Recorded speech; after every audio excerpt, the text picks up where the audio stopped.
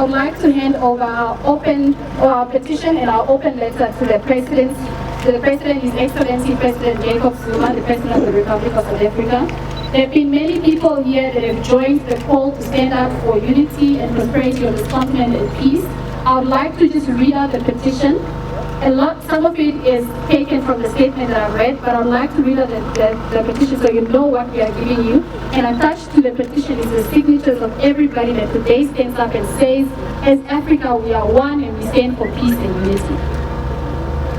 This is an open letter to His Excellency President Jacob Zuma, President of the Republic of South Africa, the people of the Republic of South Africa and Africans everywhere. We, sons and daughters of Africa, proud descendants of a lineage of great and noble people, of heroes and heroines of rich cultures, traditions and values, united in our belief that I am because you are, and that an act of aggression against a fellow African is an act of aggression against me. Committed to the Pan-African vision of a prosperous, peaceful, strong and integrated Africa, where every African is at home anywhere on the continent.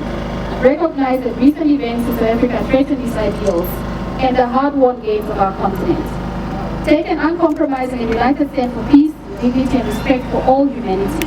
We condone any and all acts of violence against our fellow men in general and our African brothers and sisters in particular, and we remain to refuse silence when our brothers and sisters are violated, persecuted and killed in the hands of their king. In the spirit of the values that bind us as Africans, descendants of giants, we call upon you, the President of the Republic of South Africa, His Excellency, President Jacob Zuma, as a leader, as a fellow African, as a father, as a brother, to show your humanity, express your care for your fellow Africans by putting an immediate stop to the criminal act of violence against your fellow brothers and sisters. Hold your leadership to account at all levels to engage all necessary measures, however tough, including preventative measures to ensure that the events that threaten the very existence of fellow Africans are never again repeated.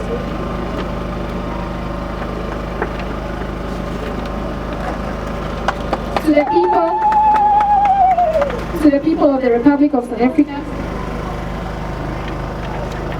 to be your brother's keeper and act in solidarity with every child of the African soil, and remember that life matters. Act with the dignity, respect, and nobility that define our people, and that every African lives the values that make Africa great. We ask you to rise up, stand up, and answer the call to unity. We urge you to return to the value we as Africans hold dear.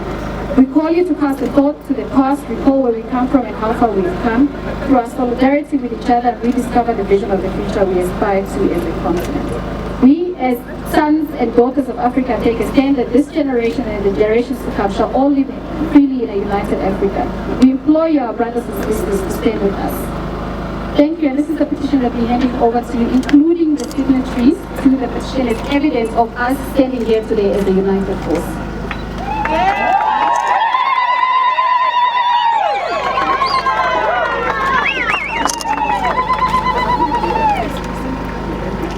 Thank you very much. On behalf of the South African High Commission, we accept, we take note of the petition. We don't have a specific response, but what I would like to share with you is, unfortunately I don't have hundreds of copies, but I have a copy of the statement which my High Commissioner delivered yesterday, marking the 21st anniversary of Freedom Day in South Africa, which was yesterday. And I have a copy, and that statement is a comprehensive response to, I would suggest, each and every issue raised in the petition and as well as the statement.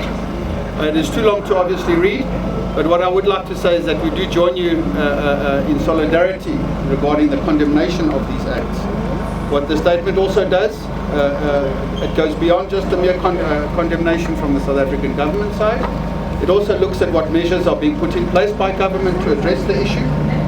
It looks at not only those measures, but it looks further and beyond that to ensure that together we work around ensuring that this does not happen and that people are living together, people are reintegrated into communities. So the statement, I think, gives a comprehensive response. It's too long to read, but I would urge you to please get copies. I will hand over a copy here for the leader of the march. And if she can please share it with everyone, I think it does give a very comprehensive response. But just in solidarity, we share and we join you in condemning the acts of few people in South Africa which are giving an incorrect perception that South Africa is a xenophobic country. We are not, and those individuals are being brought to book, and all of the measures outlined in the statement will be there for you to read. So thank you very much for coming. We join you in your solidarity, and we will take this petition and we will communicate it back to South Africa and to communicate the Namibian people's concerns and their views. And thank you very much for coming. Thank you very much for your message of peace. Thank you very much for your message of solidarity, which we join with you. Thank you.